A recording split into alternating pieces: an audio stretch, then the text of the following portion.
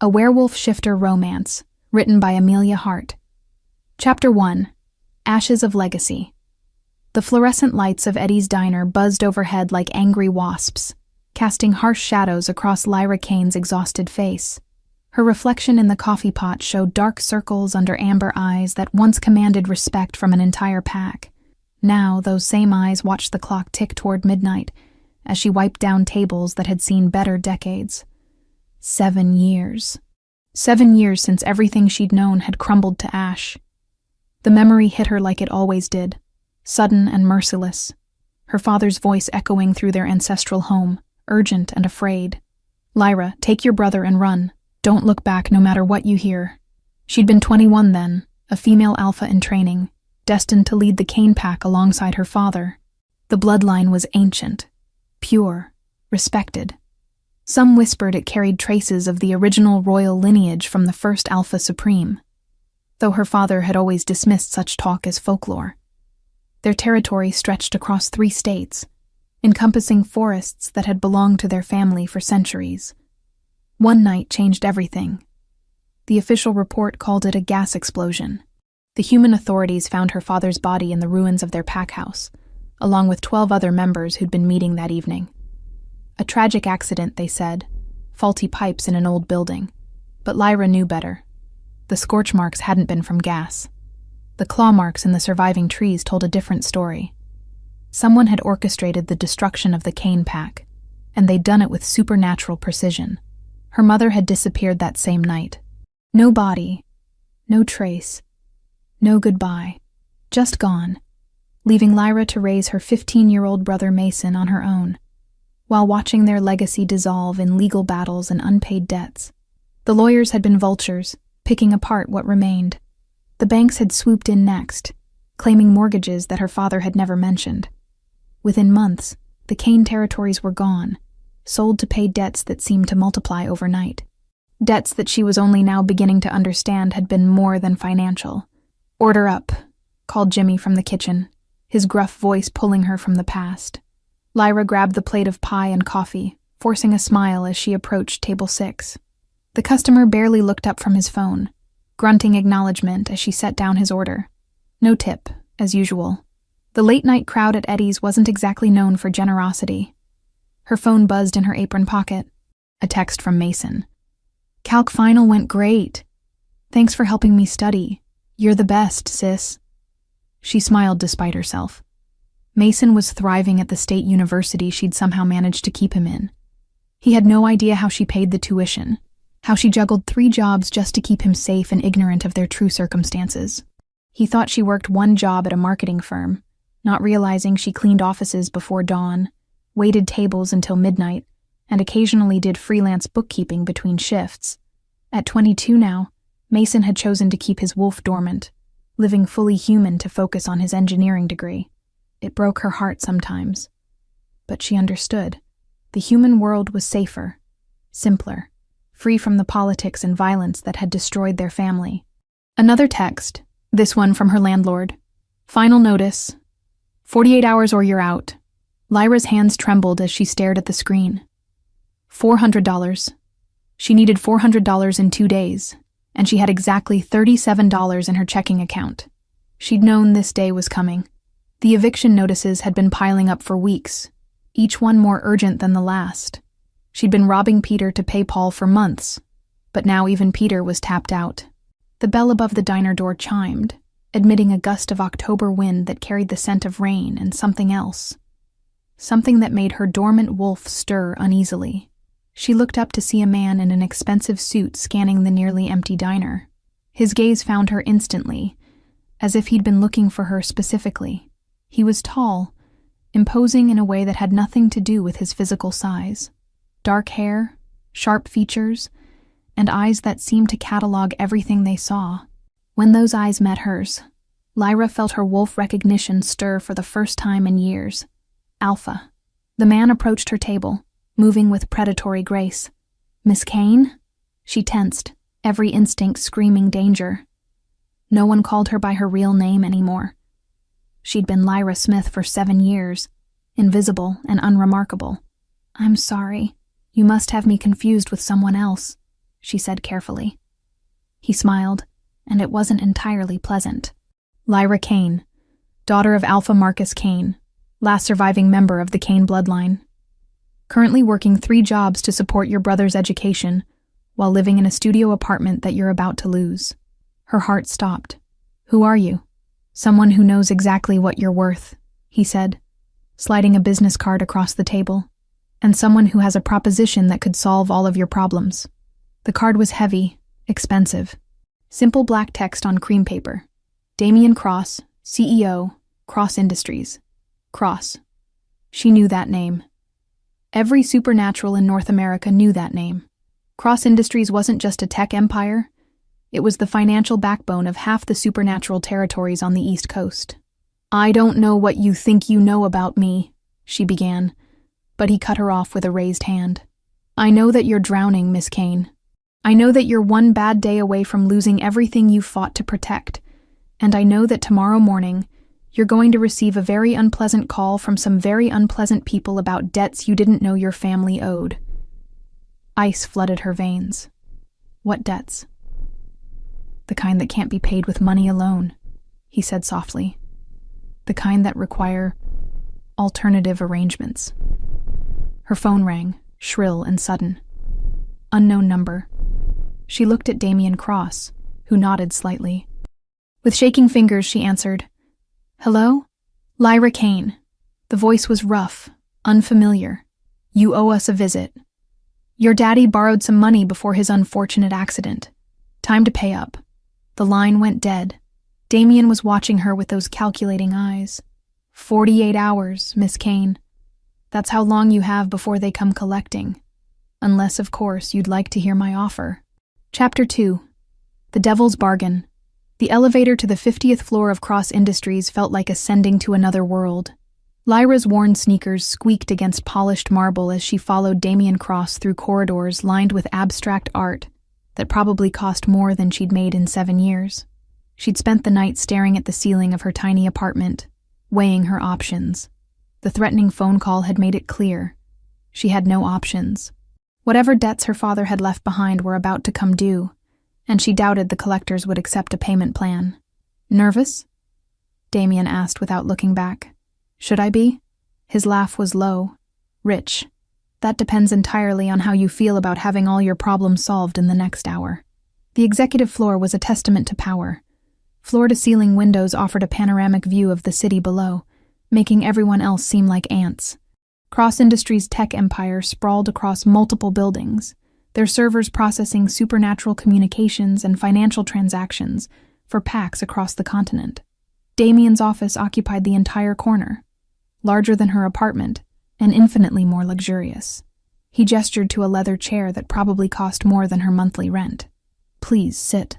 Lyra remained standing. I prefer to face whatever this is on my feet. Something flickered in his dark eyes. Approval? Amusement? Stubborn. I like that. He moved behind his desk, and Lyra got her first real look at Damian Cross in proper lighting. He was younger than she'd expected, probably early 30s, with the kind of sharp features that belonged on magazine covers. But it was his presence that made her wolf pace restlessly. This wasn't just an alpha. This was an apex predator who'd built his empire through supernatural business acumen and strategic pack alliances. Tell me what you know about the Cross Pack, he said, settling into his chair with casual authority. Largest on the East Coast. Controls most of the supernatural business from Maine to Florida. Your father built an empire, and you've expanded it into human tech sectors. She paused. And you're the kind of alpha that other alphas don't cross. Accurate. He pulled out a thick folder. Now tell me what you know about pack politics and the Council of Alphas. Enough to know that someone like you doesn't help someone like me without wanting something in return. And enough to know the Council has antiquated rules about alpha leadership.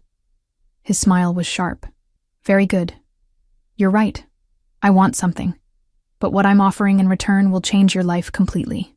He opened the folder, sliding a photograph across the desk. It showed her father shaking hands with a man she didn't recognize, both of them looking worried rather than celebratory. Your father came to me 8 months before he died. He was in trouble. Bad investments. Worse enemies. He needed protection and financial backing. Lyra's heart clenched. He never mentioned. He was trying to shield you from the politics. Admirable, but ultimately futile. Damien's expression hardened. The people threatening you aren't human loan sharks, Miss Kane. They're supernatural collectors working for Marcus Steele. The name hit her like a physical blow.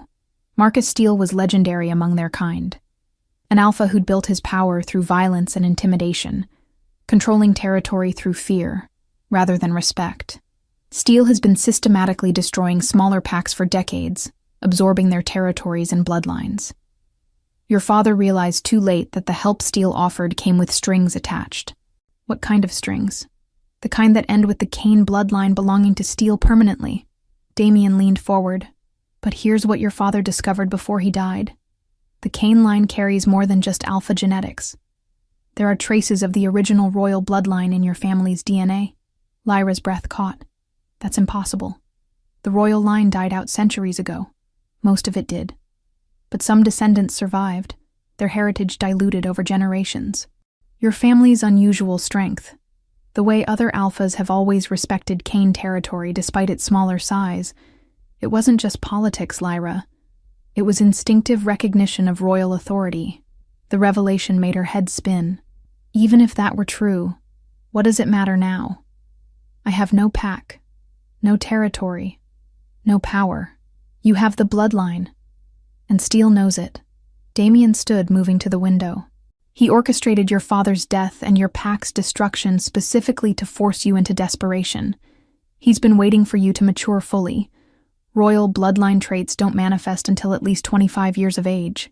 You're saying he orchestrated 7 years of suffering just to make you desperate enough to accept his terms when the time was right. His voice was matter of fact, as if he were discussing stock prices.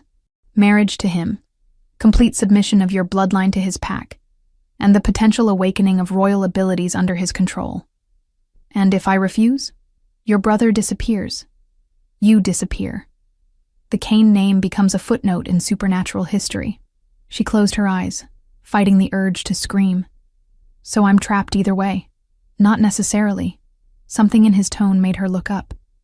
Damien was watching her with an intensity that made her skin prickle. I have a counter-proposal. He slid a leather portfolio across the desk. Inside was a contract. Not the few pages she'd expected, but easily 200 sheets of legal text. Marriage, he said simply. To me. Lyra stared at him. I'm sorry, what? A business arrangement. 2 years, renewable if both parties agree. You get protection, financial security, and status. I get legitimacy with the Council of Alphas and access to royal bloodline genetics for my pack's future. I don't understand. Damien moved to face her directly. The Council has rules, Miss Kane. Archaic, ridiculous rules that nonetheless carry the force of law in our world.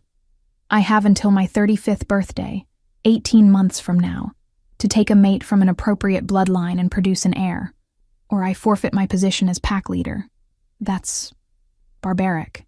It's politics designed to prevent bachelor alphas from consolidating too much power, and I've spent too many years building this empire to lose it to some antiquated breeding requirement. He turned back to her, and she saw something vulnerable flicker across his features before his mask slipped back into place. I need a mate of unquestionable bloodline, someone the Council can't dismiss as politically motivated. The Kane line is ancient, pure, and carries royal genetics. You're perfect for legitimizing the match. I'm a struggling waitress with no pack and no power. You're a royal bloodline alpha female whose genetics are among the most sought after in North America. In our world, that makes you invaluable. Lyra's mind reeled. And in return, complete debt forgiveness, Mason's college tuition paid in full, plus a trust fund for his future, legal protection from Steele and anyone else who might threaten you, plus, he named a figure that made her dizzy, $2 million, paid in full upon signing. She laughed, high and slightly hysterical. You're insane. I'm practical.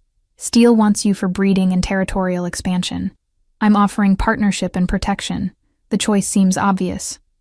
Partnership? She stood, anger finally overriding shock. You just offered to buy me like livestock. I offered you a business arrangement between equals. Equals? Her voice rose. You're one of the most powerful alphas in the country, and I'm serving pie at midnight to pay rent. We're not equals. Something dangerous flashed in his eyes. Sit down, Miss Kane. The command hit her like a physical force, her wolf instinctively responding to his authority. But Lyra had spent 7 years learning to survive, and survival meant never showing weakness. She remained standing, meeting his gaze directly. No. For a moment, the air between them crackled with supernatural tension. Then, impossibly, Damien smiled. Remarkable. Most alphas can't resist my command. I'm not most alphas. No, he said softly. You're not. That royal bloodline is stronger than you realize. He returned to his desk, but his posture was different now. Less predatory, more assessing. The offer stands, Miss Kane, but I need an answer soon. Steel won't wait forever, and neither can I. How soon? You have 12 hours. Lyra's phone buzzed. Text message from an unknown number. Time's running out, little alpha. See you soon. She looked up to find Damien watching her with something that might have been sympathy. 12 hours, she whispered. 12 hours to decide if you want to be Steele's victim or my partner. He paused. And Miss Kane? If you choose to work with me, I promise you'll never be just a business arrangement. The cross pack takes care of its own. As the elevator doors closed between them, Lyra caught her reflection in the polished metal. For just a moment, she thought she saw her father's face staring back. And something else.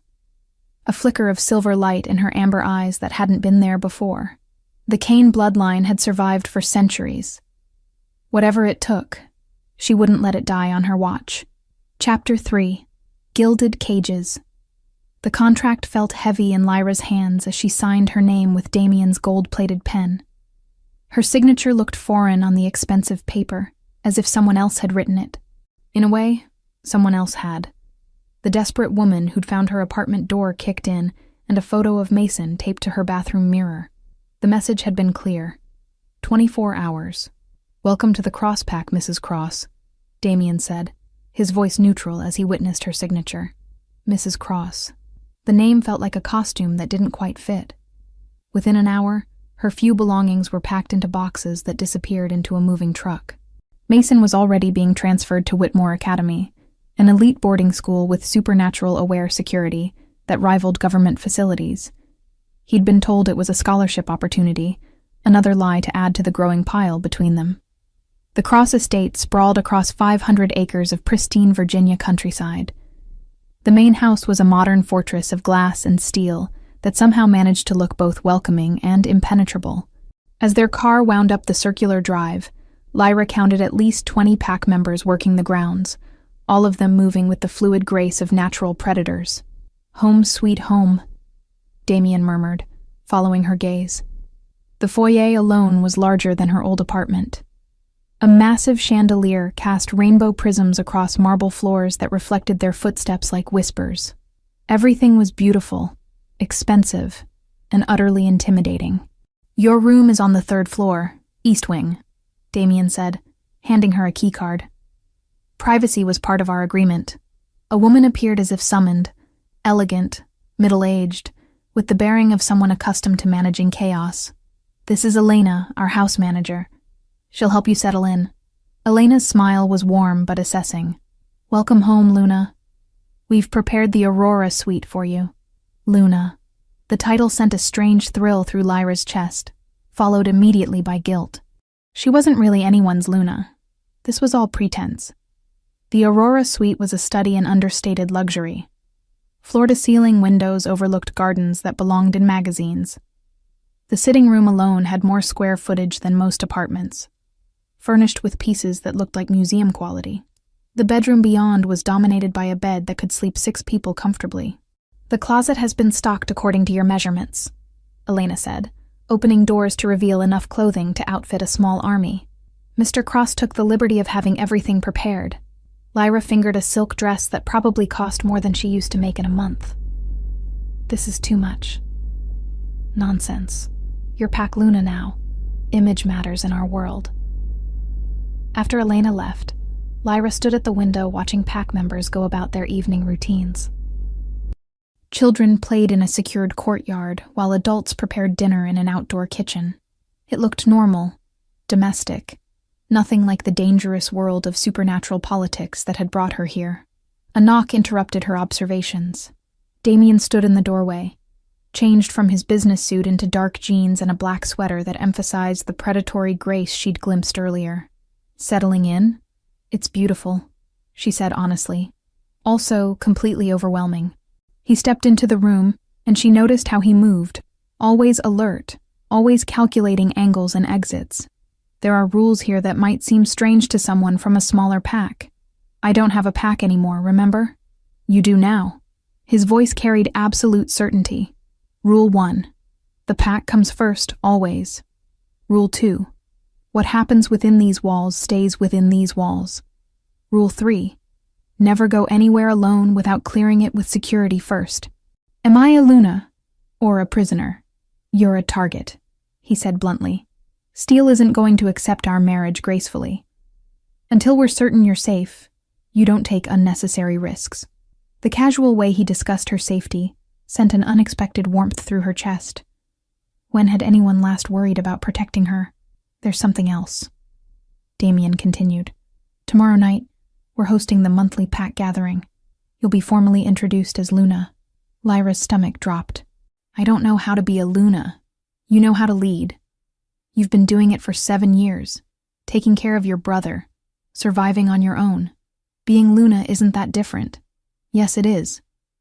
These people they'll expect you to care about their welfare and make decisions that benefit the pack. You've been doing that your whole life." He moved closer, and she caught his scent. Pine and leather with an underlying wildness that made her wolf stir restlessly. "Tell me about your family's pack," he said. "What was it like before?" The question caught her off guard. "Why do you want to know?" "Because tomorrow night, people are going to ask.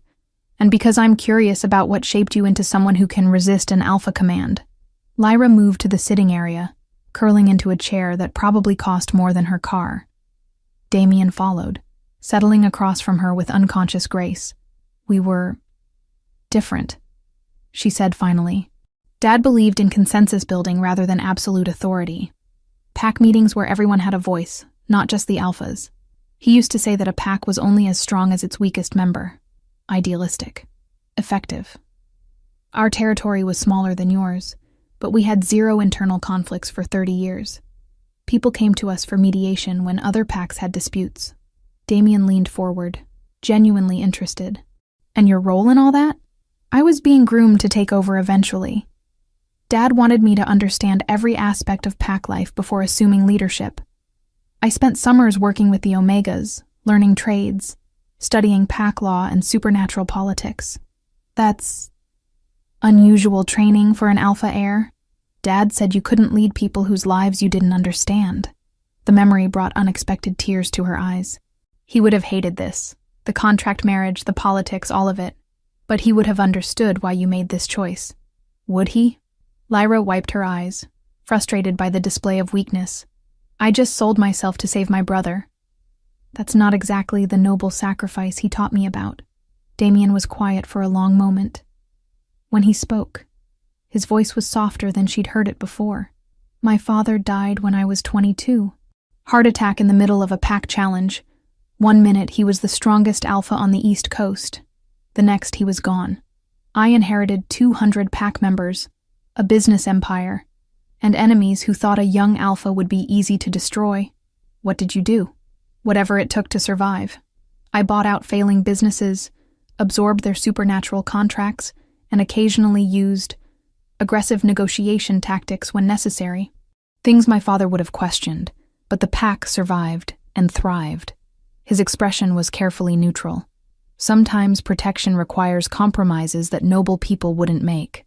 The admission hung between them, heavy with shared understanding. "Why are you telling me this?" Lyra asked. "Because tomorrow night, you're going to meet people who will judge every decision you've ever made. And I want you to remember that survival isn't shameful. It's necessary." A commotion outside drew their attention to the window. A young pack member was being scolded by an older wolf for something involving overturned flower pots. The scene was so normal, so domestic, that Lyra felt a pang of longing for the family she'd lost. "The Omega being yelled at is Marcus," Damien said, following her gaze. "He's been with us since he was 8. Parents died in a car accident. He's got more energy than sense, but he's family." The casual affection in his voice surprised her. "You care about them. They're my responsibility." "That's not the same thing." Damien met her eyes, and for a moment his carefully controlled mask slipped. "No, it's not. But caring and leading don't always align. Sometimes you have to choose between what your heart wants and what your pack needs." The weight of his words settled between them. Outside, Marcus had apparently charmed his way out of trouble and was helping replant the flowers he'd destroyed. "Is that what this marriage is?" Lyra asked quietly. "You choosing pack needs over what your heart wants?" Damien stood abruptly, his mask sliding back into place. "This marriage is a business arrangement that benefits both parties. Hearts don't factor into pack politics." But as he headed for the door, Lyra caught something in his expression that suggested his heart might be more involved than he wanted to admit. "Damien?" He paused without turning around. "Thank you. For giving me a choice when I didn't have one." His shoulders tensed. "Don't thank me yet, Lyra. Tomorrow night, the real test begins."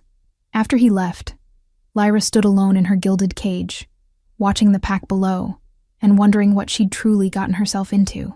Her fingers unconsciously traced the window glass, and for just a moment, she could have sworn she saw a flicker of silver light reflect back at her. Outside her window, storm clouds gathered on the horizon, and something deeper stirred in her bloodline, responding to the approaching conflict with an ancient hunger for battle. Chapter 4. Fire and Steel. The morning sun streamed through the training room's skylights as Lyra faced off against Damien on the sparring mats. 4 days into her new life as Luna Cross, and she was learning that pack leadership required more than just political acumen. "Your stance is too rigid," Damien said, circling her with predatory grace. "You're fighting like you're still suppressing your wolf. I've been living like a human for 7 years." Lyra shot back, adjusting her position. "My wolf has been dormant by choice and necessity. Then it's time to wake her up properly." He moved without warning, faster than human eyes could follow. Lyra's instincts kicked in, her wolf surging to the surface as she dodged his attack and countered with one of her own. For a moment, they were locked together, his strength against hers, their faces inches apart. The air between them crackled with more than supernatural energy. Through their brief contact, she felt something unexpected. A flicker of recognition that went deeper than physical attraction. "Better," he murmured, his voice rough. "Your wolf remembers the royal bloodline instincts, even if you've been suppressing them." They broke apart, but the tension remained. Lyra could feel her heart racing, and not just from the physical exertion. Being this close to Damien, seeing the approval in his eyes, awakened something she'd been trying to ignore. "Why is this necessary?" she asked, trying to regain her composure. "The contract didn't mention combat training. The contract covers legal obligations. This covers keeping you alive." He tossed her a water bottle. "Steel won't challenge our marriage directly. Too public, too risky with the council watching. But his proxies might try more direct approaches." As if summoned by his words, Elena appeared in the doorway. "Mr. Cross, Alpha Steel is here to see you. He says it's a courtesy call to congratulate the newlyweds." The temperature in the room seemed to drop 10 degrees. "Show him to the formal study," Damien said, his alpha authority snapping into place. "Tell him we'll be right there." After Elena left, he turned to Lyra. "Remember what we discussed. You're Luna Cross now, with royal bloodline heritage that commands respect. Hold your head up, meet his eyes, and don't let him see any weakness. Will he try to? He'll try to intimidate you. Test your resolve, maybe hint at alternative arrangements. Standard alpha posturing." Damien's expression darkened. "But he won't touch you. Not while I'm breathing." The possessiveness in his voice sent an unexpected thrill through Lyra's chest. The formal study was designed to impress. Mahogany paneling, leather-bound books, and furniture that spoke of old money and older power. Marcus Steele stood with his back to them, examining a first-edition volume of supernatural law. He was exactly what Lyra had expected. Tall, silver-haired, with the kind of brutal handsomeness that came from decades of dominance. "Damien," Steele said without turning around. "Such a beautiful library. Your father would be proud of what you've built here." "Marcus." Damien's voice was carefully neutral. "To what do I owe the pleasure?" Steele finally turned, his pale blue eyes immediately focusing on Lyra with predatory intensity. "I came to meet the new Luna, of course. Congratulations on your marriage. So sudden, so fortuitous." "Thank you," Lyra said, proud that her voice remained steady. "It's an honor to finally meet the legendary Marcus Steele." His smile was all teeth. "Legendary? How flattering. And you must be little Lyra Kane, though I suppose it's Luna Cross now. You've grown into quite a beauty since your pack's unfortunate dissolution." The casual mention of her family's destruction sent rage flooding through Lyra's system. Her wolf snarled beneath her skin, demanding blood, and she felt something deeper stir, a flicker of silver light behind her eyes that made Steele's expression sharpen with interest. "It's Luna Cross now," she said evenly. "And that dissolution you mention. Funny how it opened up so much territory for expansion." Steele's eyes narrowed, but his smile never wavered. "Tragedy strikes us all eventually, my dear. The strong adapt, the weak perish. Natural selection at its finest." Damien moved slightly closer to Lyra, a subtle show of protection that didn't go unnoticed. "Is there something specific you wanted, Marcus?" Damien asked. "Or is this purely a social call?" "Well, since you mention it." Steele settled into a chair without invitation, making himself comfortable. "The council has some concerns about this marriage. The speed of it, the lack of proper courtship protocols, the timing so close to your leadership deadline. The council approved our union after reviewing the bloodline compatibility reports," Lyra said before Damien could respond. "Unless you're questioning their judgment?" Steele laughed, a sound like breaking glass.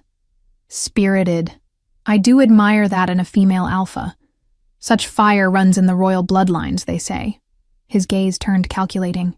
"Tell me, Luna Cross, what do you know about your new husband's business practices? His methods of territorial acquisition and corporate expansion? Enough to know they're more ethical than crushing smaller packs through orchestrated tragedies," Lyra replied coolly. "Ethical?"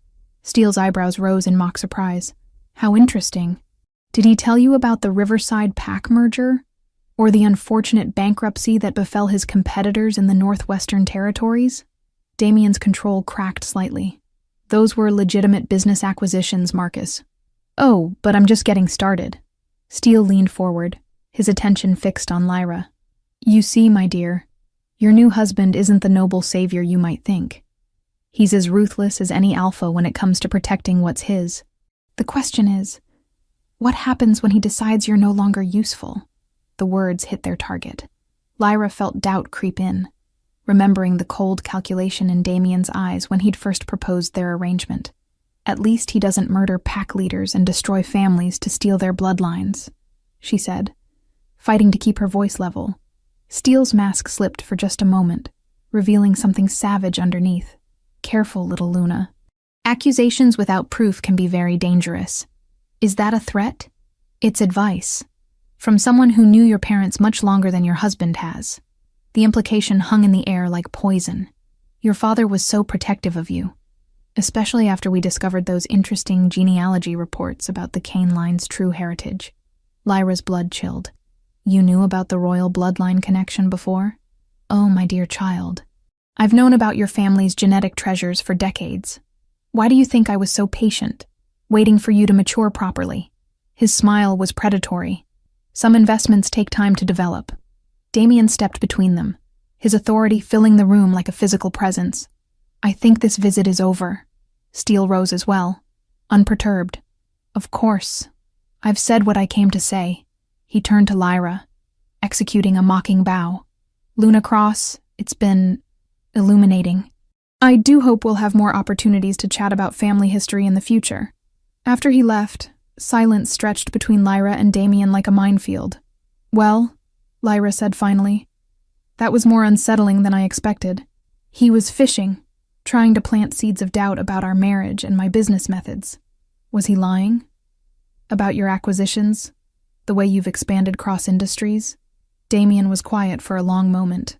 I've done things I'm not proud of. Made decisions that prioritized pack survival over personal ethics. But I've never murdered innocents or destroyed families for their genetic inheritance. That's not really a complete answer. He met her eyes, and she saw something vulnerable there. I've crushed competitors, bought out failing businesses at below market rates, and used every legal advantage available. I've threatened, intimidated, and occasionally applied economic pressure when necessary. But I've never crossed the lines that Steele crosses daily. The honesty was somehow more disturbing than a lie would have been, but also more reassuring. Why are you telling me this? Because you asked directly, and because you deserve to know who you've tied yourself to. He paused. Also, because Steele was right about one thing. I am ruthless when it comes to protecting what's mine. And you're mine now, Lyra. That evening, the pack gathering was a revelation. Nearly 200 wolves filled the main hall, from elderly pack elders to children barely old enough to shift. The diversity was startling. Not just werewolves, but other shifters. Even a few humans who'd married into the pack. Damien stood before them with natural authority. But as Lyra watched him interact with pack members, she saw something else. The way he knelt to speak to children at eye level. How he remembered personal details about pack members' lives. The genuine concern in his expression when discussing community problems. Lyra, an elderly woman, approached during dinner. I'm Sarah, the pack historian. I knew your grandmother. She was a remarkable woman. You knew my grandmother? Oh yes. Helena Kane was legendary among female alphas. She had this presence about her, this silver light in her eyes when she was passionate about something. She used to say that true strength wasn't about dominating others, but about lifting them up. Sarah's eyes twinkled. I suspect she'd be proud of the woman you've become, and the bloodline gifts that are starting to manifest. As the evening progressed, Lyra found herself genuinely enjoying the company. These weren't the ruthless predators she'd expected, but families trying to build good lives in a dangerous world. You're a natural at this, Damien said, appearing beside her as she helped clean up after the children's activities. At what? Being Luna. Leading without commanding. Connecting without controlling. He paused, watching her arrange toys with the same care she'd once given to balancing multiple jobs. It's a rare skill. Their eyes met across the room, full of their pack. Their pack. When had she started thinking of them that way? And Lyra felt something shift between them. This wasn't just a business arrangement anymore. At least not for her. Damien. Alpha Cross.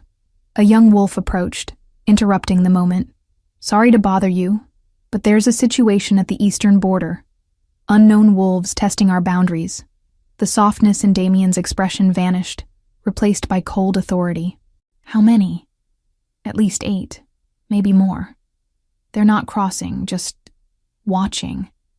And sir, they smell like steel pack. Damien's jaw clenched.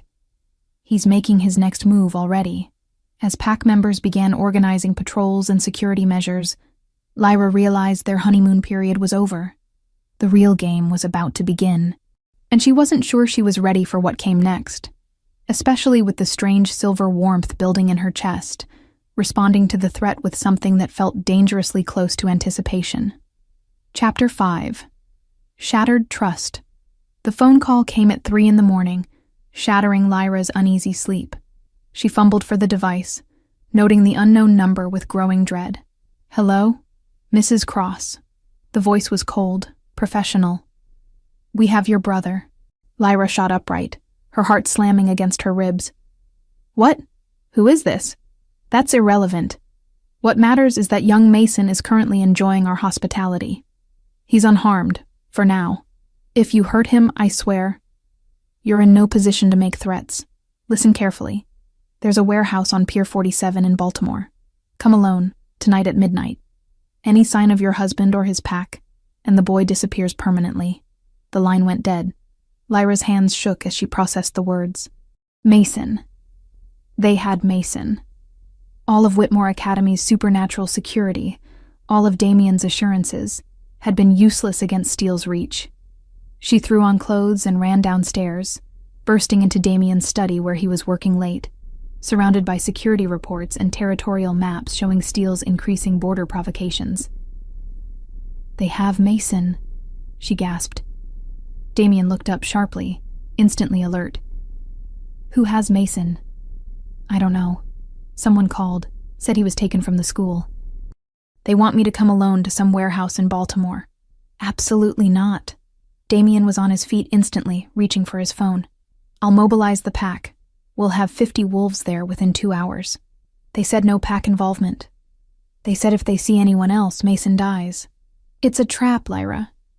Steele is trying to separate you from protection so he can complete whatever plan he's been orchestrating." "I don't care if it's a trap!" The words came out as a snarl, and silver light flickered behind her eyes. "He's all the family I have left. I'm not losing him." Damien moved toward her, hands raised in a calming gesture. "We'll get him back, but we do it smart, with backup and strategy. While they're torturing my brother? While they're—" Her voice cracked. "You don't understand. Mason is everything to me. I've spent 7 years keeping him safe, sacrificing everything for him. I won't let him pay for my choices." "Your choices?" Damien's expression darkened. "This isn't your fault, isn't it? I tied myself to you, made myself a target. Mason was supposed to be safe at that school, protected by your security arrangements. He was safe. Someone got to him anyway, which means this was an inside job planned well in advance." The implication hit her like a physical blow. "You're saying they've been watching him all along? Planning this?" "I'm saying Steele has been 3 steps ahead since the beginning." Damien ran a hand through his hair, frustration evident. "The marriage, the pack politics, all of it. He's been orchestrating this scenario from the start, waiting for your bloodline to mature. Then you knew this could happen. You knew he might target Mason and you didn't tell me. I thought the school's security was sufficient. I thought placing him in a supernatural aware facility would be enough protection. I thought—" "You thought wrong." Rage and terror warred in Lyra's chest, and something deeper stirred. That silver warmth building to dangerous levels. "My brother is paying for your miscalculation." Damien's jaw clenched. "That's not fair." "Fair." Lyra laughed bitterly, power crackling around her fingertips. "Nothing about this situation is fair. But Mason didn't choose this life. He didn't sign a contract or agree to be part of your pack politics. He's 22 years old, and he's suffering because I was desperate enough to marry you." The words hung between them like a blade. Damien's expression went carefully blank. "I see. So this marriage, this pack, everything we've been building, it's all just a burden to you." "That's not what I meant." "No. I think it's exactly what you meant." His voice was cold now, the warmth she'd grown accustomed to completely absent. "You've been playing a part, haven't you? The grateful Luna, the interested partner. All of it performance. Damien, were you planning to leave after the 2 years? Take your money and disappear with your brother, just like the original contract specified?" The accusation stung because it had been her original plan. But somewhere along the way, things had changed. The pack had become her pack. The mansion had started feeling like home. And Damien— "Answer me," he demanded, his alpha authority bleeding through. "Yes," she whispered. "That was the plan initially." Something flickered across his features. Hurt, quickly masked by anger. "I see. Well, at least we both know where we stand now." He turned away, but not before she caught sight of his expression. He looked betrayed, as if her admission had genuinely wounded him. "Damien, wait. Go to Baltimore," he said without turning around. "Rescue your brother. Honor whatever deal Steele offers you. Just remember that actions have consequences, and some choices can't be undone." What's that supposed to mean? It means that when you walk out that door to handle this alone, our contract becomes null and void. You'll be on your own. The coldness in his voice made her recoil. This was the ruthless alpha that Steele had warned her about, the man who prioritized business over emotion. "So that's it? You're just going to abandon me? I'm giving you what you originally wanted, your freedom and independence. That's not what I want anymore. He turned then, and his expression was stranger than she'd ever seen it. Then what do you want, Lyra? The question hung in the air between them, heavy with implications she wasn't ready to face. What did she want? Mason's safety, certainly. But beyond that, I want my brother back, she said finally. Everything else can wait. Damien nodded slowly. Then go get him. But understand, if you choose to handle Steele alone instead of trusting your pack, there may not be an everything else to come back to. An hour later, Lyra was driving toward Baltimore in a car she'd never owned, wearing clothes that cost more than her old monthly salary, and carrying emergency cash from resources she'd never dreamed of having. All of it felt like costume jewelry. Beautiful, but ultimately meaningless if Mason was hurt. The warehouse district was exactly as cliché as she'd expected. Abandoned buildings, broken streetlights, and the smell of decay hanging in the air. Pier 47 stood at the end of a row of identical structures, its windows dark and forbidding. She parked and approached on foot, every instinct screaming that this was a mistake. But Mason's face flashed through her mind. His excited texts about college, his plans for engineering graduate school, his complete faith that she'd always protect him. The warehouse door stood slightly ajar. Inside, emergency lighting cast harsh shadows across empty space broken only by shipping containers and industrial equipment. You came. The voice emerged from the shadows, followed by a figure she recognized from news articles and pack intelligence reports. Alpha Marcus Steele stepped into the light, no longer bothering with his civilized mask. This was the predator, the killer, the alpha who'd built his empire on the bones of smaller packs. Where's my brother? Safe, for now. Steele gestured, and two of his wolves emerged from behind shipping containers, dragging a struggling figure between them. Mason looked terrified but unharmed, duct tape over his mouth and his hands zip-tied behind his back. When he saw Lyra, his eyes went wide with a mixture of relief and fear, and something else. Recognition. As if seeing her now, surrounded by supernatural danger, finally connected all the pieces he'd been missing about their family's true nature. Let him go, Lyra demanded, silver light beginning to flicker around her hands. You wanted me. Here I am. Oh, my dear, it's not that simple. Steele began circling her, his movements predatory. You see, your marriage to Cross has complicated things considerably. I can't just take you as my mate now. There would be legal challenges, political ramifications with the council. Then what do you want? I want you to choose. His smile was cold. Your brother's life? Or your husband's pack? I don't understand. Cross Industries has been built on very specific supernatural agreements. Territory rights, business partnerships, protection contracts. All of it becomes void if something were to happen to Damien Cross. His empire would collapse, leaving his pack vulnerable and his territories open for redistribution.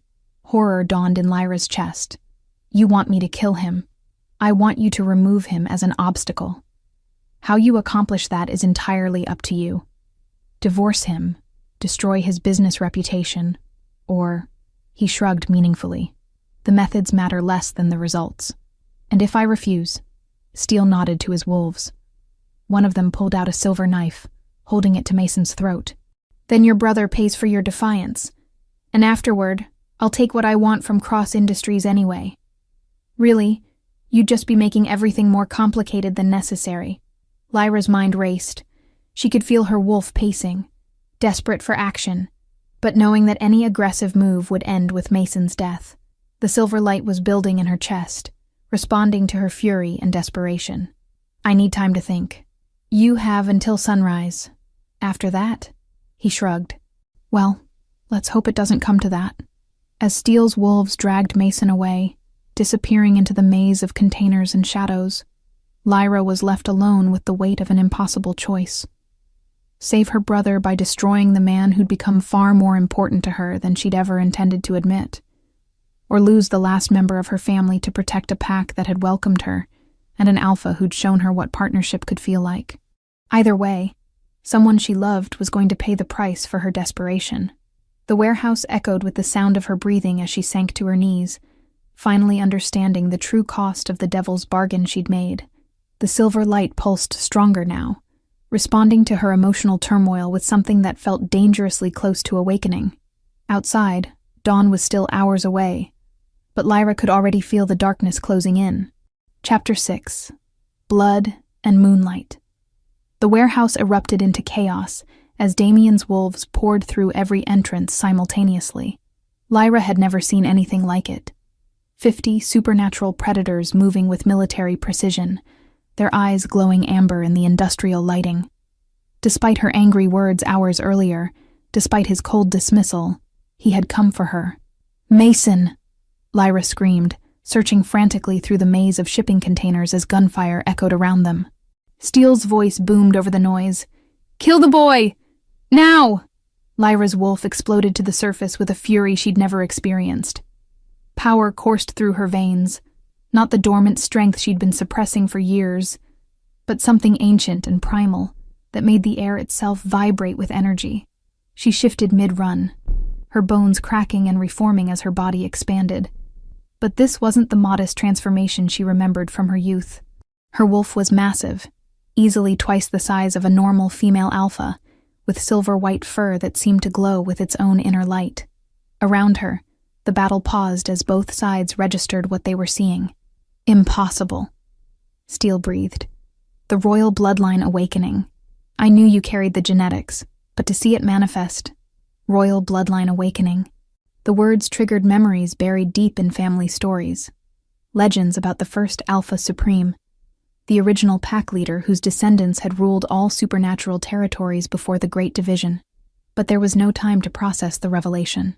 Mason's terrified scream cut through her shock, snapping her focus back to what mattered. She followed the sound, crashing through steel barriers like they were paper. In a cleared space at the warehouse's center, she found Mason tied to a chair, while one of Steele's wolves held a silver blade to his throat. The sight of her brother in danger, her brother who was staring at her, transformed State with wide eyes, finally understanding the supernatural world she'd hidden him from, unleashed something that had been sleeping in Lyra's DNA for generations. Power exploded from her in waves, sending everyone within 50 feet flying backward. The concrete floor cracked beneath her paws as she stalked toward Mason's captor, ancient authority radiating from every step. The wolf with the knife looked up at her approach, his eyes wide with primal terror. "Stay back, or I'll kill him." Lyra's response was a roar that shattered every window in the warehouse. The sound carried something beyond threat. It was the voice of absolute dominance, the call of an Alpha Supreme that hadn't been heard for 300 years. The wolf holding Mason collapsed to his knees, his blade clattering to the floor as his body bowed involuntarily to her authority. Around the warehouse, every supernatural, cross-pack and steel-pack alike, felt the compulsion to submit. Every supernatural except Steele himself, who remained standing through what looked like tremendous effort. "Magnificent," he said, pushing himself to his feet despite the pressure of her aura. A true Alpha Supreme awakening under emotional duress. "I haven't felt power like this since my great-grandfather's stories about the Old Kingdom." Lyra shifted back to human form, power still crackling around her like visible electricity. Her voice, when she spoke, carried echoes of authority that made grown alphas tremble. "Release my brother, now." Steele smiled, seemingly unaffected by the command that had dropped his own wolves to their knees. "Oh, my dear, you've given me something far more valuable than I'd hoped for. The royal bloodline, fully awakened and untrained. Imagine what I could accomplish with that power bound to my will." He gestured, and more of his wolves emerged from hiding. At least 30 of them, far more than the intelligence reports had suggested. "You see, I've been planning this for much longer than your husband realized. The destruction of your original pack wasn't random revenge. It was the first step in claiming the Kane bloodline. I've spent decades researching your family's genetics, waiting for the royal traits to manifest properly." Horror crawled up Lyra's spine. "You killed my father for this?" "I killed your father because he discovered my plans and tried to move you somewhere beyond my reach. Admirable, but ultimately futile." Steele began circling her, staying just out of range of her newfound power. The royal bloodline can only be awakened by extreme emotional trauma combined with supernatural maturity. Tonight's desperation provided the perfect catalyst. Around them, the battle had devolved into a standoff. Steele's wolves vastly outnumbered Damien's pack, but they were all still struggling against the compulsion of Lyra's Alpha Supreme aura. "Where is Damien?" Lyra demanded. Yes, your husband." Steele's smile turned vicious. "He's currently indisposed. It seems he encountered some difficulty with the explosive devices my people planted throughout his mansion. Don't worry, the blast wasn't lethal. I need him alive for the final phase of my plan." "What final phase?" "The binding ritual, of course. You see, royal bloodline power can be transferred through a very specific supernatural ceremony. All I need is your willing participation, while your mate dies slowly before your eyes. I'll never—" "Oh, but you will." Steele nodded toward Mason, who was still tied to the chair despite his captor's submission. "Because if you don't, I'll spend the next several hours demonstrating exactly how creative supernatural torture can be. Your brother will suffer unimaginably while you watch, and then I'll kill him slowly." The threat sent rage coursing through Lyra's system. Her power flared again, and several more windows exploded outward. "There's that beautiful fury," Steele murmured appreciatively. "Channel it properly, and you could reshape the entire supernatural world. Under my guidance, of course." "Never. We'll see." He gestured to his wolves. "Bring Cross. It's time for our guest to see what defying me truly costs." 4 wolves dragged Damien into the clearing, and Lyra's heart stopped. He was badly injured. Burns along his arms from the mansion explosives, blood matting his dark hair, his expensive suit torn and scorched. But his eyes were alert and focused entirely on her. "Lyra," he said, his voice rough but steady. "Are you hurt?" The concern in his tone, despite his own obvious pain and their earlier argument, broke something inside her chest. "I'm fine," she managed. "Mason." "Still breathing," Damien confirmed, his gaze flicking to her brother, though our host seems to have an overly dramatic sense of timing. Even injured and captive, he was still projecting calm authority. It was reassuring and heartbreaking at the same time. "How touching," Steele said mockingly. The devoted husband, worried about his wife's welfare even in the face of death. "If you're going to kill me, get on with it," Damien said flatly. "The speeches are tedious." Steele laughed. "Oh, I'm not going to kill you quickly, Damien. That would waste the opportunity." "No, I have something much more poetic planned." He pulled out an ornate silver blade, its surface etched with symbols that made Lyra's skin crawl. "This is a binding blade, forged specifically for royal bloodline ceremonies. When I use it to kill your husband while you watch, the trauma will complete your power awakening. And then, with your brother's life hanging in the balance, you'll bind yourself to me willingly to save him. You're insane. I'm visionary. The supernatural world needs unified leadership, not this fractured system of competing packs. With royal bloodline power backing my authority, I can unite every territory under one banner." "My banner," Steele continued, raising the blade toward Damien's throat. "My rule. My new world order." The silver edge touched Damien's skin, and a thin line of blood appeared. "Last chance, Luna Cross. Submit to me now, and your husband dies quickly. Refuse, and I'll make his death last for hours while your brother watches." Lyra looked at Damien, expecting to see fear or defeat in his expression. Instead, she found something that took her breath away. Absolute trust. He wasn't looking at Steele or the blade. His entire focus was on her, and his eyes held complete faith that she would find a way to save them all. The trust was humbling and terrifying. How could he have such confidence in her when she'd never felt more lost? But as she met his gaze, something clicked into place. The power flowing through her veins, the authority that made other alphas submit. The strength her father had seen in her. It wasn't meant for submission or domination. It was meant for protection. "You're right about one thing," she said to Steele, her voice carrying the ring of absolute certainty. "The supernatural world needs a ruler." Steele's eyes gleamed with triumph. "Finally, you see reason. But it's not going to be you." Power exploded from Lyra with the force of a supernatural hurricane. Every wolf in the warehouse, Steele's and Damien's alike, dropped to their knees as the full weight of Alpha Supreme authority crashed over them. All except Steele himself, who remained standing through what looked like tremendous effort and some kind of protective charm.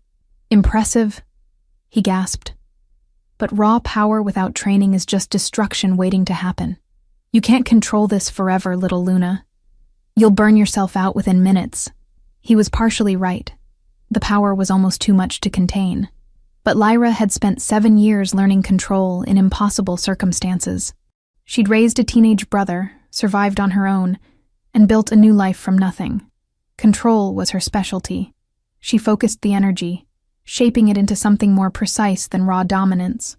Around the warehouse, Steele's wolves began turning on their alpha, compelled by a power older than their loyalty to him. "Impossible," Steele snarled, raising the binding blade. "If I can't have you, I'll at least destroy what you care about." He lunged toward Damien, but Lyra was faster. Her power wrapped around Steele like invisible chains, freezing him mid-strike. "You forgot something important," she said, walking toward him with predatory grace. "I'm not just Alpha Supreme. I'm also a female alpha who spent 7 years protecting the people she loves." She gestured, and Steele's own wolves surrounded him, their eyes glowing with supernatural compulsion. "And we don't forgive threats to our family." The binding blade clattered to the ground, as Steele found himself overwhelmed by the combined force of his own pack's supernatural strength, turned against him by power he'd never truly understood. As dawn light began filtering through the broken windows, Lyra knelt beside Mason and Damien, using her newfound abilities to heal their injuries and break their bonds. "I'm sorry," she whispered to Damien, as silver light flowed from her hands into his wounds. "For what I said, for not trusting you. For later," he said softly, catching her hand. "We'll talk about everything later. Right now, let's just be grateful we're all alive." The war was over, but as Lyra looked at her brother's odd expression and felt the mate bond stirring in response to Damien's touch, she was beginning to understand that her real journey was just beginning. The Alpha Supreme had awakened. Now she had to learn what that truly meant. Chapter 7. Crown of Stars. The Cross Estate's medical wing had never seen injuries like these. Damien lay unconscious on the reinforced hospital bed, his body fighting to heal from silver burns and explosive trauma, while Lyra maintained a constant vigil beside him. Her newly awakened Alpha Supreme powers had stabilized his condition, but the damage ran deeper than flesh and bone. "The silver poisoning is fighting his natural healing, Doctor," Sarah Chen explained, checking his vitals for the 10th time that hour. "Without your power feeding into him, he would have died hours ago." Lyra's hands glowed with soft silver light as she channeled healing energy into Damien's broken body. The Alpha Supreme abilities were still new, unpredictable, but they responded to her desperate need to save him. "How much longer can I maintain this?" she asked, exhaustion making her voice rough. "That depends on you. Royal bloodline power is theoretically limitless, but your human body has limits. You've been channeling for 24 hours straight. 24 hours since Steele's defeat, since his remaining wolves had scattered to the winds without their alpha's brutal leadership. 24 hours since she'd realized that the cold, calculating man who'd offered her a business arrangement had risked everything to save her and Mason. Mason appeared in the doorway, cleaned up and fed, but still processing everything he'd witnessed. At 22, he was handling the supernatural revelations better than she'd expected. But she could see the questions building behind his eyes. "Lyra, the pack elders want to speak with you. There are decisions that need to be made. Tell them to wait. They've been waiting. Other packs are sending delegations. Word about the Alpha Supreme awakening is spreading fast." Mason moved closer, his voice dropping. "Sis, there are reporters at the gates. Human reporters." Lyra looked down at Damien's unconscious form. His face was peaceful in sleep, the hard edges of authority softened into something vulnerable. She'd been so focused on saving him that she hadn't considered the wider implications of what had happened. 5 minutes, she told Mason. Then they can have their audience. The pack's main hall had been transformed into something resembling a war council. The elders sat in a semicircle, their expressions ranging from awe to uncertainty to barely concealed ambition. Behind them, pack members filled every available space. Wolves she'd come to know over the past weeks. People who'd accepted her as Luna Cross, and now had to reconcile that identity with the legend she'd become. Elena stepped forward as Lyra entered, offering a formal bow that seemed almost absurd coming from the no-nonsense house manager. "Alpha Supreme," she said formally. "The pack awaits your guidance." "Stop." Lyra held up a hand, hating the way the title created distance between her and people she'd begun to consider family. "I'm still Luna Cross, still the same person who helped with children's activities last week." "With respect," Elder Marcus spoke up, "you're much more than that now. The royal bloodline manifestation hasn't occurred in 3 centuries. Your power could reshape the entire supernatural political landscape. Could. Maybe. But that doesn't mean it should." Lyra moved to the center of the semicircle, acutely aware of how every eye tracked her movement. "I didn't ask for this power. I wanted to save my brother and protect my pack." "Your pack?"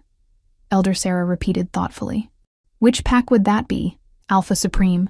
The Fallen Cain Line? The Cross Territories? Or perhaps all supernatural lands, as is your ancient birthright?" The question hung heavy in the air.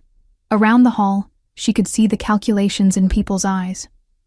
What her power meant for them, for their children, for the future of their territories. "I'm not ready to rule the supernatural world," Lyra said honestly. "I'm barely ready to be Luna of this pack." "Readiness is irrelevant," Elder Marcus insisted. "Power demands responsibility. The Council of Alphas is already meeting to discuss recognition protocols. You can't simply ignore what you've become." "Can't I?" Lyra's voice carried a hint of the authority that made ancient Alphas kneel. "Watch me." The reminder of her power sent ripples of unease through the assembled wolves. Some looked excited by the display, others terrified by its implications. "You misunderstand," Elder Sarah said carefully. "We're not suggesting you abandon the pack, but other territories have already heard about last night's events. Delegations are en route from 8 different regions, all seeking audience with the Alpha Supreme. The supernatural world is holding its breath, waiting to see what you'll do." Mason stepped up beside his sister, offering silent support. At 22, he looked too young to be caught up in supernatural politics, but his presence steadied Lyra's nerves in ways the pack couldn't understand. "What would you have me do?" she asked the elders. "Declare myself Empress of all werewolves? Start conquering territories like Steel planned? We would have you consider the possibilities," Elder Marcus said.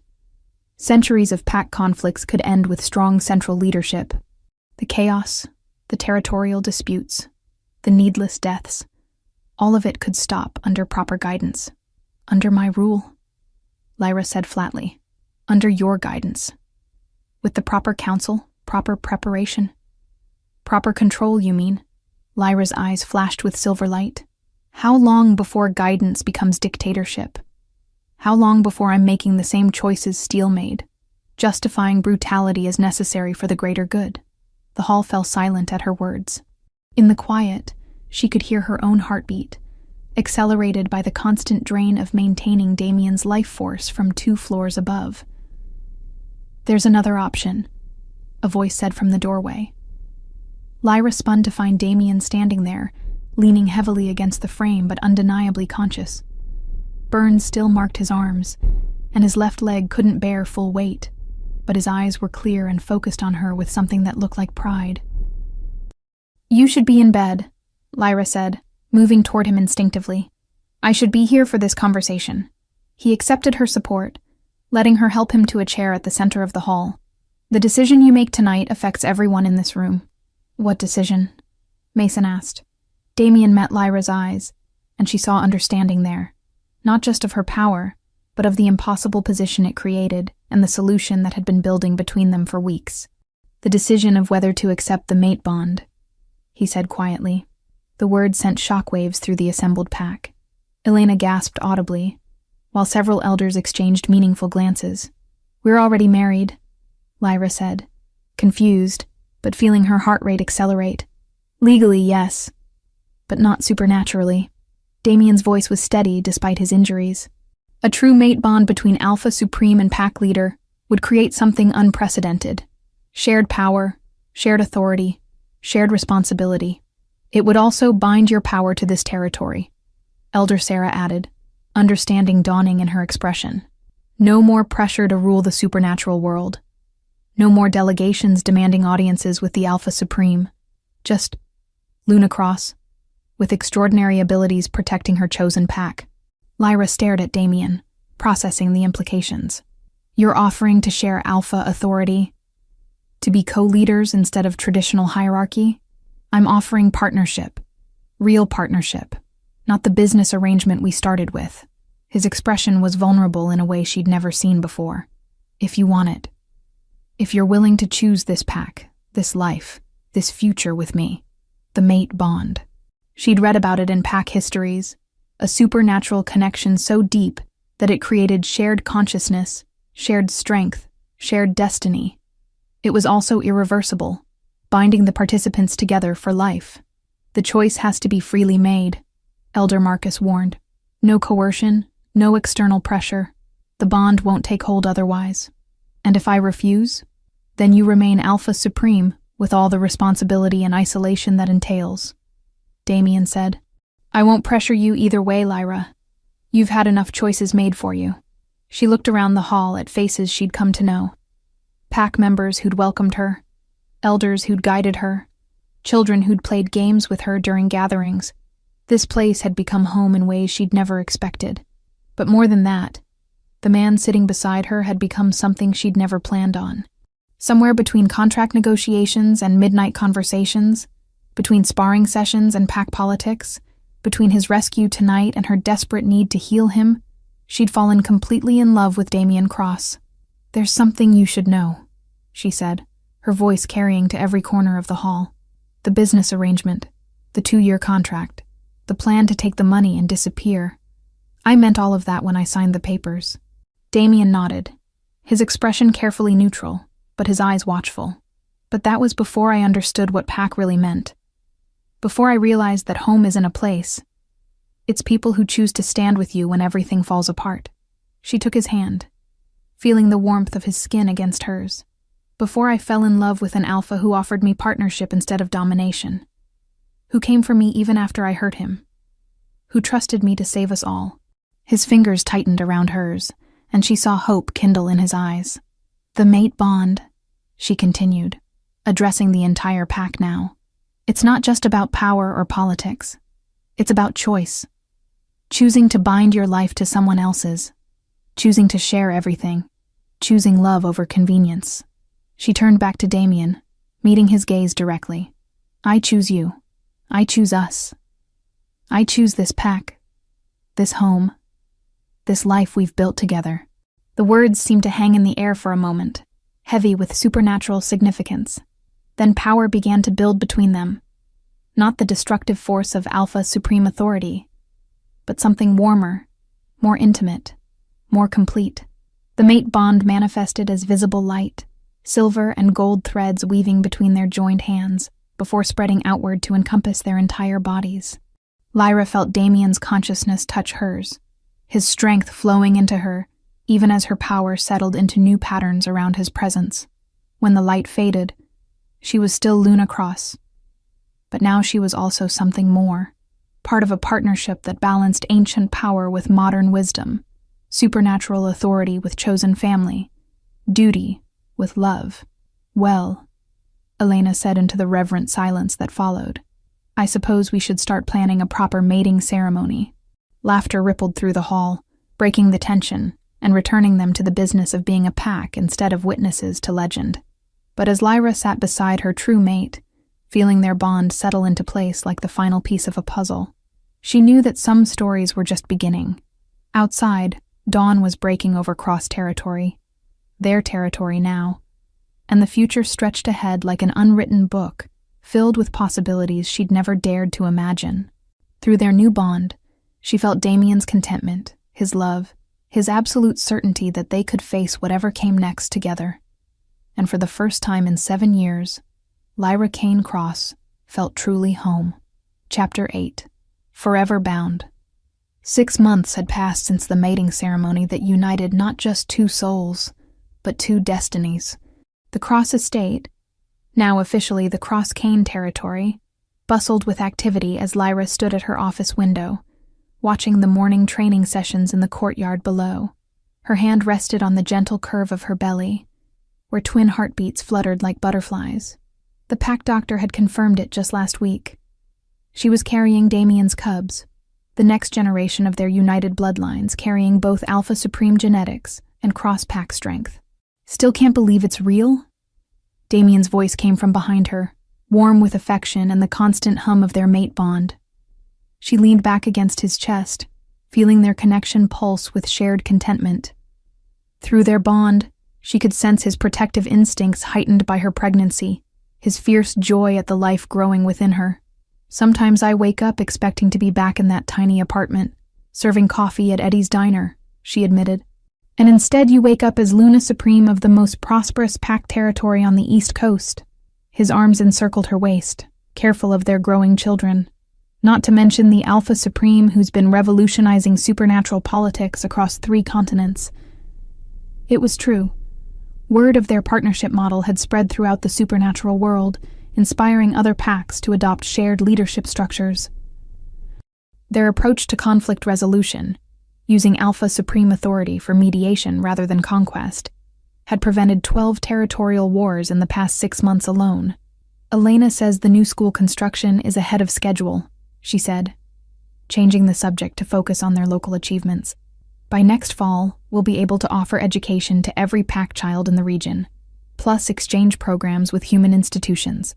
And the medical center expansion? Dr. Chen thinks we'll be able to serve 8 surrounding territories within the year. Free healthcare for any supernatural in need, regardless of pack affiliation. It had become their mission, using the power and resources of their united packs, not for conquest, but for community building. They'd established schools, medical facilities, job training programs, and the first supernatural university in North America. Their territory had become a model that other regions actively sought to emulate. The Cane approach to leadership, Damien murmured against her ear. Your father would be proud of what you've built. Through the window, they watched Mason leading a group of young adults through advanced combat training. At 23 now, he'd embraced both his wolf heritage and his role as pack heir, splitting his time between completing his engineering doctorate and learning supernatural politics. He'd been the first to accept the changes in their family, calling Damien brother from the day of the mating ceremony. A knock at the door interrupted the peaceful moment. Elena entered with her usual efficiency, carrying a tablet full of the day's correspondence and wearing the satisfied expression of someone whose organizational skills were being properly appreciated. Luna Supreme, Alpha Cross, she greeted them formally. 3 items requiring your attention. First, the Council of Regional Alphas has unanimously approved your proposal for the Interpack Education Initiative. Lyra smiled. It had taken months of negotiation, but they'd finally created a framework for sharing educational resources across territorial boundaries. Pack children would no longer be limited by the resources of their birth territory. Second, the mate bond documentation has been officially recognized by the International Supernatural Registry. You're now the first legally acknowledged co-ruling pair in recorded history. Elena's expression softened slightly. And third, the pack wants to know if you've chosen names for the twins yet. Damien chuckled. The pack wants to know, or you want to know? I may have fielded several dozen inquiries this morning, Elena admitted with dignity. The betting pool has reached quite substantial proportions. Lyra exchanged a glance with her mate through their bond. They'd been discussing names for weeks, trying to find something that honored both their family legacies without burdening their children with impossible expectations. Helena and Marcus, she said finally, after my grandmother and my father. Perfect choices, Elena said, making notes on her tablet. The pack will be thrilled. Shall I have the nursery prepared accordingly? After Elena left, Lyra and Damien returned to their morning routine of reviewing pack business and regional concerns. But today felt different. Heavier with significance, as if the universe was preparing to shift again. There's something else, Damien said as they settled into their shared office space. I received a call this morning from Alpha Patricia Morrison in California. Her pack is facing a situation similar to what we dealt with. A rogue alpha trying to force smaller packs into submission through violence and genetic manipulation. Lyra looked up from her reports, already knowing where this was heading. She wants our help. She wants your help, specifically. The Alpha Supreme's intervention could end the conflict before it escalates to Steele's level of destruction. It was a familiar request. Despite her determination to focus on their own territory, other packs regularly sought her guidance in dealing with threats they couldn't handle alone. The Alpha Supreme Authority wasn't just power. It was responsibility to protect those who couldn't protect themselves. What did you tell her? That we'd discuss it. That any decision would be made together, as partners. The mate bond carried his certainty that he'd support whatever choice she made. It was one of the things she loved most about their partnership. The complete trust, the shared responsibility, the way they'd learn to lead as one unit, rather than competing authorities. If we help her, others will follow. Soon we'll be mediating conflicts across the country, maybe internationally. Is that necessarily a bad thing? Damien asked gently. You have the power to prevent wars, to protect innocent pack members who can't protect themselves. Your father's vision of leadership through service expanded beyond anything he could have imagined. Through their bond, she felt his memories of their early conversations about leadership and responsibility. He wasn't pushing her toward any particular decision, just offering perspective informed by their shared experiences. The royal bloodline comes with obligations, she said, echoing Elder Sarah's words from months before. It comes with opportunities, he corrected. The obligations are what you choose to accept, and how you choose to fulfill them. Lyra stood and moved to the wall where they'd hung a map of North America, marked with the territories of every known supernatural pack. Green pins marked peaceful territories, yellow indicated minor conflicts, and red showed active wars. There were still too many red pins, but significantly fewer than 6 months ago. If we do this, if we start actively intervening in regional conflicts, everything changes permanently. We won't just be Luna and Alpha Cross anymore. We'll be something the supernatural world has never seen. We'll be what the supernatural world needs, Damien said, joining her at the map. Leaders who use power to heal rather than harm, to unite rather than divide. She placed her hand over his on her belly, feeling their children's response to their parents' touch through the mate bond. What kind of world do we want them to inherit? She asked softly. One where strength is measured by how many people you lift up, not how many you knock down. One where the Alpha Supreme title means protector, not conqueror. The decision crystallized in that moment. The royal bloodline wasn't just about ancient power or political authority. It was about the responsibility to use that power for something greater than personal gain or territorial expansion. Call Alpha Morrison back, Lyra said. Tell her we'll help. But we do it our way. Mediation first, force only if absolutely necessary, and with the goal of teaching her pack to handle similar situations independently. As Damien reached for the phone, Lyra felt the weight of destiny settling around her shoulders like a familiar cloak. The frightened woman who'd signed a marriage contract 8 months ago was gone, replaced by someone who understood that true strength came from choosing to stand between the innocent and those who would harm them.